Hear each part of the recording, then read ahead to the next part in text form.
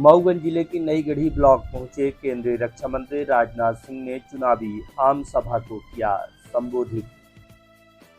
रीवा संसदीय क्षेत्र अंतर्गत मऊगंज जिले की नईगढ़ी ब्लॉक में केंद्रीय रक्षा मंत्री राजनाथ सिंह पहुंचे, जहां उन्होंने आम सभा को संबोधित किया और विपक्ष पर जमकर हमला भी बोला। इस दौरान रक्षा मंत्री राजनाथ सिंह ने 3 तलाक, राम मंदिर, किसान, नारी शक्ति, गरीबी समेत विभिन्न मुद्दों पर बात की और उन्होंने आगे कहा कि भारत जल्द ही विश्व में नया कीर्तिमान स्थापित करेगा। साथ ही उन्होंने कहा कि 2070 और 72 तक भारत विश्व की सबसे बड़ी शक्ति बनकर उभरेगा। भारत और मोदी की शक्ति को आप लोग पहचानिए।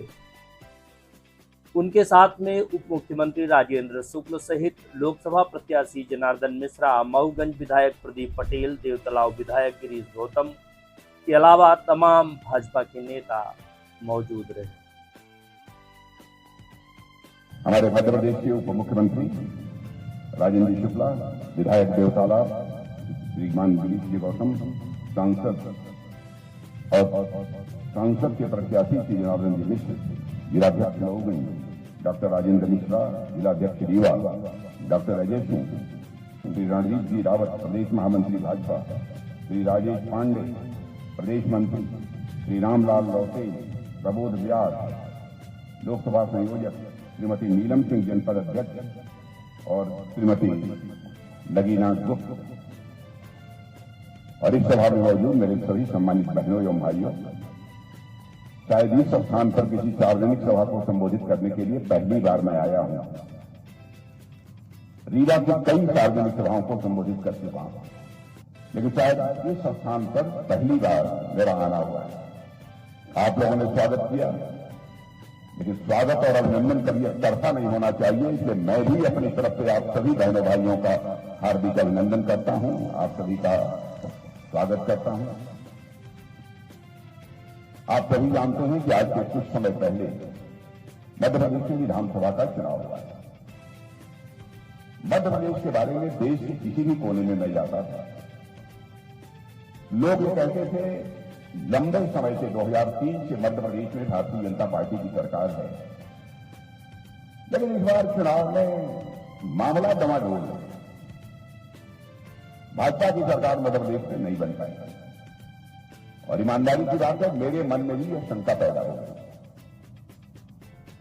लेकिन जब मध्य प्रदेश की सार्वजनिक सभाओं को संबोधित करने के लिए मैं यहां पर आया और यहां से लौटने के बाद हमारी प्रधानमंत्री जी से बात हो रही थी, मैं प्रधानमंत्री जी को कहा कि प्रधानमंत्री जी मैं पूरी तरह से आश्वस्त हूं, भारी भरकम बहुमत से मध्य प्रदेश में भारतीय जनता पार्टी की सरकार बनने जा रही है।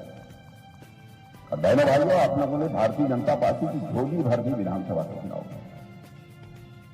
पिछली बार मैं सिंगरौली, सीधी यहां की सार्वजनिक सभाओं को संबोधित कर रहा था, तो एक चिंता भी मैंने व्यक्त की। मैंने कहा 4 महीने पहले मध्य प्रदेश के लोगों ने वोट डाला है, प्रचार किया है, और 4 महीने के बाद फिर से वोट डालना, प्रचार करना।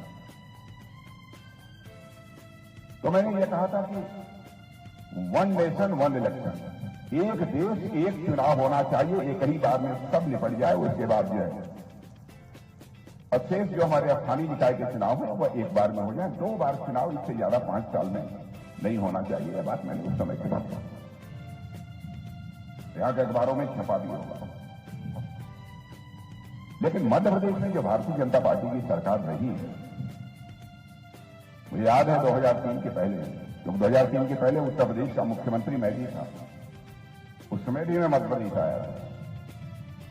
लोग कहते थे मध्य प्रदेश के बीमारू राज्य है। 2003 के बाद भी कुछ समय तक बराबर मध्य प्रदेश को लोग बीमारू राज्य कहते हैं, लेकिन पता नहीं आप लोगों को जानकारी है कि नहीं है। लेकिन देश के आर्थिक स्थिति के जो समीक्षक हैं वह कहते हैं जब 2003 के पहले का यह मध्य प्रदेश नहीं रह गया है, बल्कि जो देश का विकास का चक्का मोदी जी के नेतृत्व में तेजी से घूम रहा है, उसमें ग्रोथ इंजन की भूमिका यदि कोई निभा रहा है तो यह मध्य प्रदेश निभा रहा है। उसको आगे बढ़ाने का काम ये मध्य प्रदेश कर रहा है। यह बहुत बड़ी बात। अब हमारा मध्य प्रदेश बीमारू राज्य नहीं रह गया है। रेलवे स्टेशन का जिस तरीके से आधुनिकीकरण हो रहा है, कामों की यदि मैं गणना कराऊंगा तो अनावश्यक मेरा पूरा का पूरा समय चला जाएगा। लेकिन एक बात यहां के किसानों के लिए मैं कहना चाहता हूं, क्योंकि मैं भी किसान परिवार का ही हूं, कोई मैं बहुत बड़ा बाबू नहीं हूं, कोई मैं राजा महाराजा बड़ा नहीं हूं, मैं सामान्य किसान हूं।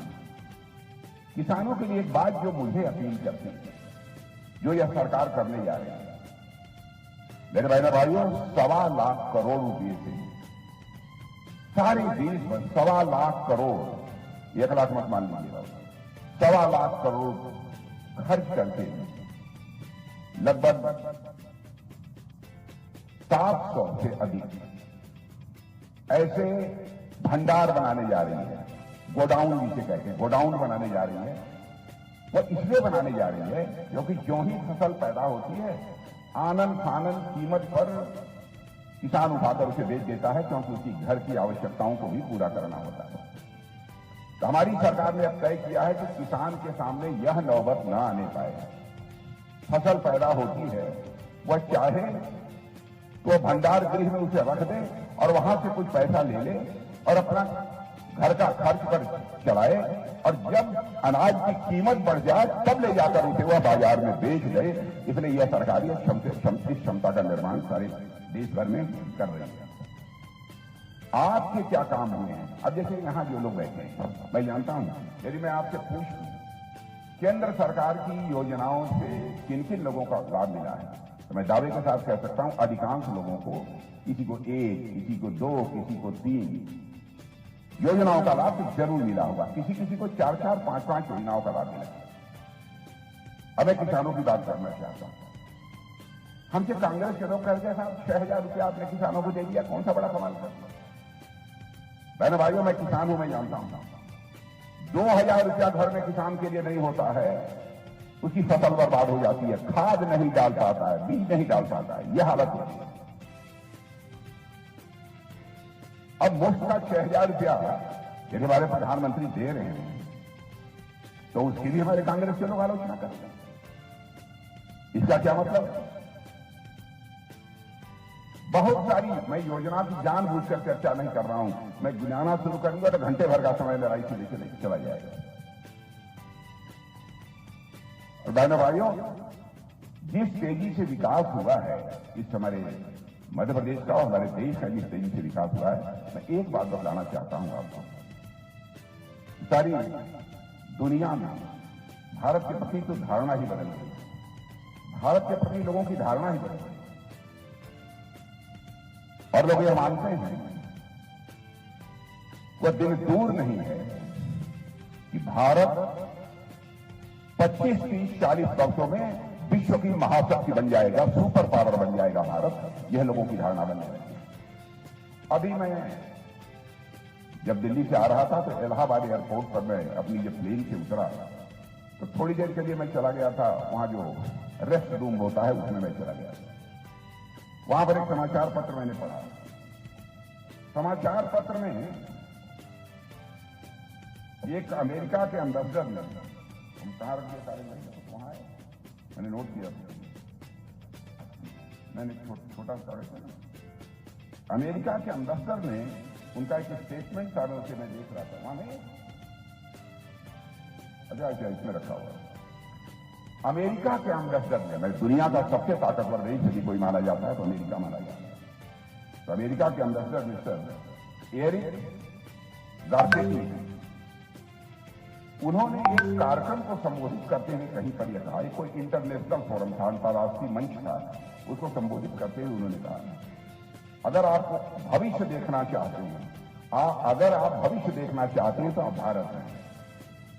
आप यदि भविष्य को महसूस करना चाहते हैं तो आप भारत हैं, और यदि आप भविष्य पर काम करना चाहते हैं तो भारत आए। यह दुनिया के सबसे शक्तिशाली देश अमेरिका के राजदूत ने कहा है। ये हम लोगों के लिए कोई छोटी बात नहीं है। और भारतीय जनता पार्टी के बारे में, और मैं तो प्रेस के दोस्तों से भी कहूंगा, हमारी कोई भी बात गलत हो तो आप अखबारों में लिख दीजिएगा, कह दीजिएगा कि राजनाथ सिंह ने झूठ बोला है, शंका हो तो हमसे बात कर लीजिएगा, हम उसका समाधान देंगे। क्योंकि आज तक जो मैंने राजनीति की है, जनता की आंखों में धूल झोंक के बहनों भाइयों कभी राजनीति नहीं की है। जनता की आंखों में आग डालकर मैंने राजनीति बराबर यह सावधानी हमने बरता। हम जो कहते हैं वह करते हैं। मैं यह नहीं कह रहा हूं हमारा नीचे का कार्यकर्ता कुछ बोल दिया, चुनाव चलते फिरते कुछ बोल दिया, उसी को भाजपा का अपना स्टेटमेंट मानते हैं। चुनाव होता है तो घोषणा पत्र हम तैयार करते हैं, सोच समझ नाप तौल कर हम घोषणा पत्र तैयार करते हैं। हमारे मोदी जी ने तो इतनी सावधानी बरतते हैं। 2014 में जब प्रधानमंत्री के उम्मीदवार बने थे तो राष्ट्रीय अध्यक्ष नहीं था, उस समय भी उन्होंने कहा कि राजनीति देख लीजिएगा चुनावी घोषणा पत्र, कहीं कुछ ऐसा ना हो जाए हम उससे कह दें कुछ और कर ही न पाए। और 2019 में कहा कि घोषणा कमेटी के चेयरमैन कोई बनेगा, राजनाथ सिंह बने, हम को बना। 2024 में भी हम को बना। नाप तौल कर चीजों को चाहते हैं कि घोषणा पत्र में शामिल किया जाए ताकि जो कहा जाए वो हो। अब मैं याद दिलाना चाहता हूं 1984 में से लगातार हम लोग अपने घोषणा पत्र में भाजपा ये कैसी चली आ रही है कि हम हमारी सरकार बनेगी, संसद के दोनों सदनों में बहुमत मिलेगा, अयोध्या की धरती पर भव्य राम का मंदिर बनने से दुनिया की हमें कोई ताकत रोक नहीं पाएगी।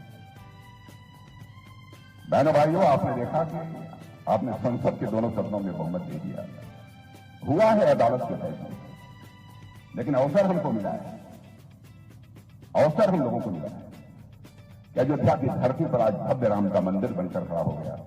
मर्यादा पुरुषोत्तम भगवान राम अपनी झोपड़ी से निकलकर अपने महल में स्थापित हो चुके हैं। बहने भाइयों, मुझे तो ऐसा लगता है कि भारत में अब राम राज्य आने का यह शुभ संकेत है। राम राज्य हम कहते किसे, जब लोगों के अंदर अधिकार बोध के बजाय कर्तव्य यह ज्यादा पैदा हो।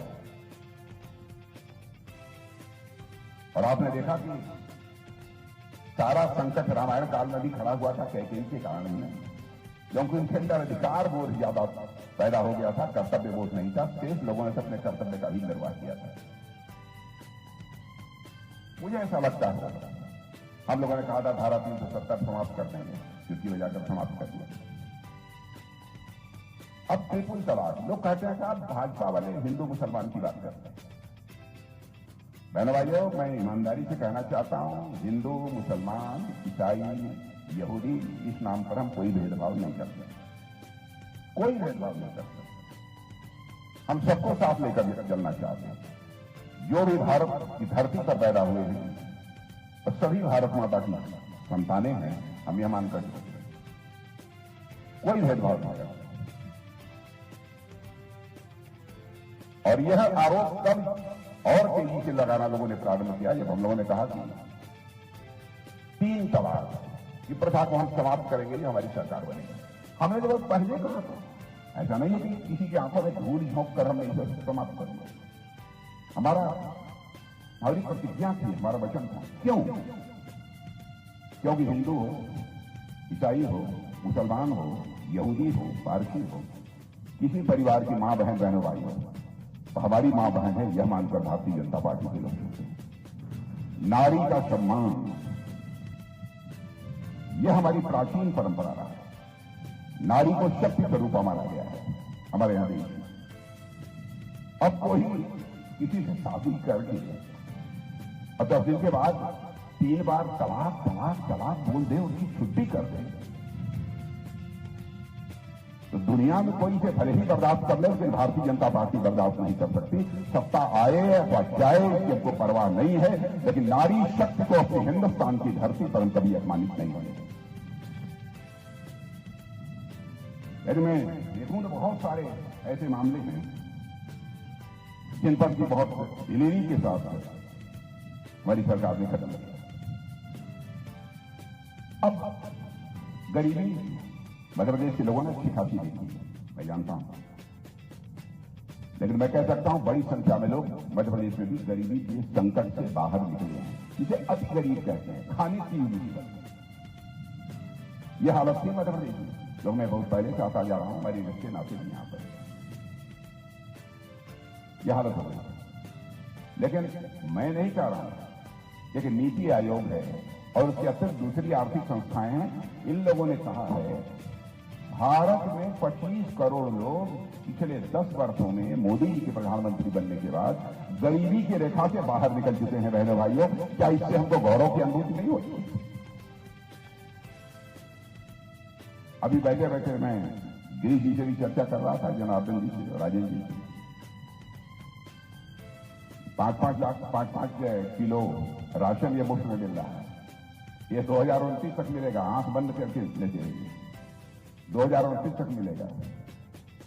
और मध्य प्रदेश में मैं जानता हूं, मध्य प्रदेश का, उत्तर प्रदेश, बिहार सभी जगह किसी किसी परिवार में 3-3, 4-4 लोग 5-5 किलो ले रहे हैं। ईमानदारी की बात है, आप लोग चुप्पी साधे हैं। ईमानदारी की बात है कि परिवार में कहीं कहीं 3-3, 4-4, 5-5 लोग ले रहे हैं। एक परिवार में 20 किलो 25 किलो भी ये मुफ्त राशन पहुंच रहा है। यह हालत हो रही है।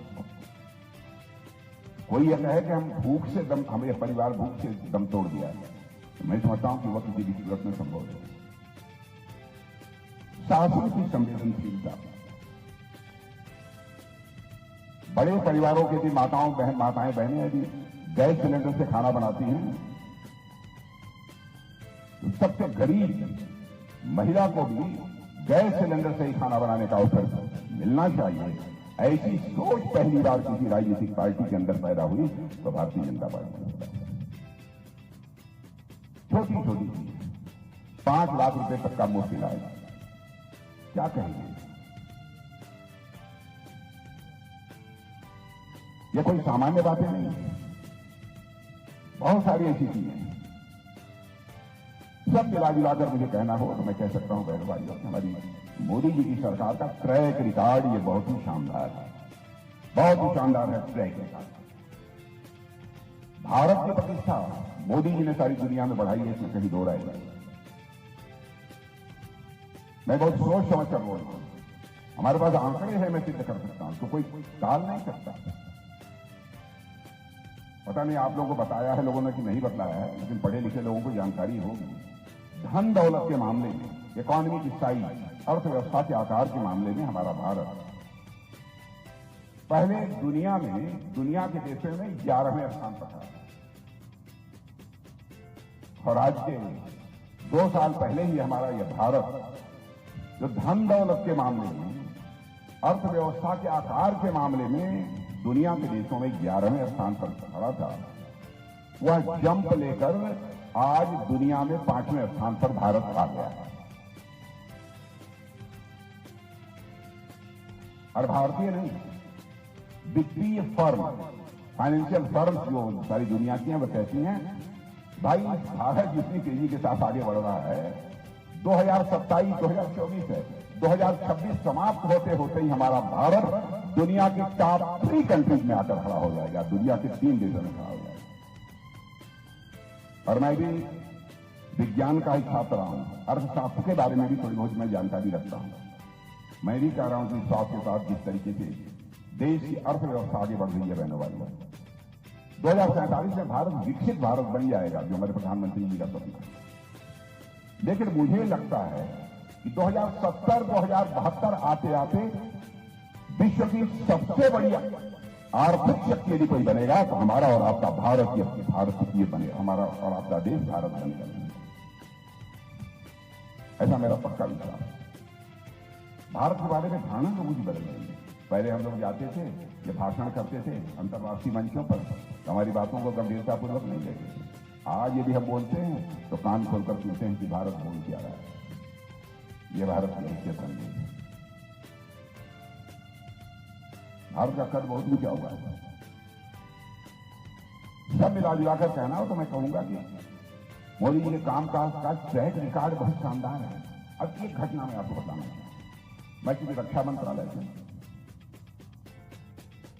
तो हमारे इंडियन नेवी, जल सेना जानते हैं, नेवी के लोग, नेवी के 8 अधिकारी कतर में काम करते थे, दूसरे देश कतर में काम करते थे, रिटायर हो चुके थे, रिटायरमेंट के बाद कतर में काम करते थे। किसी मामले में कतर की अदालत ने उनको फांसी की सजा दी, लेकिन ये तो हमारे भारत के नागरिक, हमारे प्रधानमंत्री ने चिंता किया। और उसके बाद हमारे प्रधानमंत्री ने टेलीफोन उठाकर कतर के राष्ट्रपति से सीधे बात की। और बहनों भाइयों, आपको जानकर खुशी होगी, अदालत का फैसला था, लेकिन कतर के राष्ट्रपति ने हमारे नौसेना के 8 अधिकारियों को माफ कर दिया और वो कतर से चलकर भारत आ गए। यह भारत की हैसियत बनी दुनिया में, यह कोई छोटी बात नहीं। ऐसी कई घटना, ऐसे रूस और यूक्रेन की जब लड़ाई चल रही थी, अभी चली रही है, 2 साल जब शुरू हुई थी, तो हमारे देश के लगभग वहां पर 26-27 हजार बच्चे रहे। उनके माता पिता शोर मचाने लगे कि कब हमारे बच्चे की जान चली जाए, वहां कुछ कहा नहीं जा सकता, क्योंकि रूस से भी मिसाइल चल रही थी, यूक्रेन से मिसाइल, बम, गोले, बारूद, सब कुछ चल रहे थे। तो लोगों ने कहा, मोदी जी चाहे कैसे भी हमारे बच्चे को यूक्रेन से निकालकर बाहर ले आएंगे, क्योंकि इनके बच्चे पढ़ रहे थे, कोई मेडिकल की पढ़ाई कर रहा था, कोई इंजीनियरिंग की पढ़ाई कर रहा था। जिस काम को दुनिया में कोई नहीं करता है, हमारे प्रधानमंत्री ने टेलीफोन उठाया, रूस के राष्ट्रपति मिस्टर पुतिन से बात की, यूक्रेन के राष्ट्रपति मिस्टर जेलेंस्की से बात की, और अमेरिका के राष्ट्रपति मिस्टर बाइडेन से बात की। मेरे बहनों भाइयों, 4.5 घंटे के लिए युद्ध रुक गया और हमारे 22,500 भारतीय नौजवान वहां यूक्रेन से चलकर भारत आ गए। यह है भारत। इसलिए मैं कह रहा हूं कि भारत की शक्ति को पहचानिए और इसमें आपका भी योगदान होना चाहिए, यह मेरा पक्का विश्वास है। अब रक्षा का जहां तक सवाल है, रक्षा मंत्रालय की हालत यह थी मेरे बहनों भाइयों, पहले छोटी से छोटी चीज हम लोग दुनिया के दूसरे देशों से मंगाते हैं। जानते हैं 10 वर्षों के अंदर क्या करिश्मा हो गया। भारत चाहे तोप हो, गोले हो, मिसाइल हो, फाइटर प्लेन हो, भारत की धरती पर तैयार कर रहा है और भारतवासियों के हाथों से तैयार कर रहा है। यह है भारत की लंबी। और दुनिया के दूसरे देशों को हम एक्सपोर्ट भी कर रहे हैं, भेज भी रहे हैं। चित्र बदला हुआ। इसलिए मैं आप लोगों से कहना चाहता हूं, आप सबके दिल की हसरत होगी कि भारत को आगे जाना चाहिए, भारत को ऊंचाइयों को हासिल करना चाहिए। तो आप सबका समर्थन भारतीय जनता पार्टी को प्राप्त हो। जहां तक आपके प्रत्याशी पंडित जनार्दन जी मिश्र, उनके बारे में मुझे कहने की जरूरत नहीं है। ईमानदारी से कोई भी कलेजे पर हाथ रखकर यदि पूछेगा तो कहेगा चाहे जो कुछ हो, जनार्दन जी की सज्जनता, सरलता और ईमानदारी तीनों पर कोई मां का लाल प्रश्न चिन्ह नहीं लगा सकता है। यह बात मैं दावे के साथ करता हूं। हाँ, यह कभी कोई शिकायत कर सकता है, किसी काम के लिए गया, अरे साहब हमारा फलनवा कमुआ तो नहीं है, ठीक तो हो जाएगा, मान लेते हैं, क्योंकि भगवानों सबका काम नहीं करता। तो लोग समझता हो हम देहाती भाषा बोल नहीं लगता, लेकिन हमारी भाषा तो हमारे बोल कौन का बोल में अंतर है, क्यों थोड़ा अंतर। तो ज्यादा दायित्व ऐसे है, बस यह जनार्दन जी के जिताए दरिया के बजे में इस बात तभी गर्मी वर्मी है, चिंता कैली है जाएगी ताकि वोट वोट घर तक ठीक ठाक पड़ जाए। हाँ, जब घर से चली आ जाए तो घर वाली के पूरे परिवार विवाह के साथ लेके वोट डाले जाए, नहीं क्या अकेले निकल गए। ठीक है, चलें। बस इतना ही अंत में कहना चाहूंगा। सारी दुनिया इस समय कह रही है, सारी दुनिया के राष्ट्राध्यक्ष कह रहे हैं, दुनिया में 21वीं सदी यदि किसी की होने जा रही है तो हमारे और आपके देश भारत की होने जा रहे हैं। मेरे भाइयों, तो 21वीं सदी भारत की, भारत का मस्तक सारी दुनिया में ऊंचा करेगी, मुझे पक्का विश्वास है। आप सबको मेरी तरफ से बहुत बहुत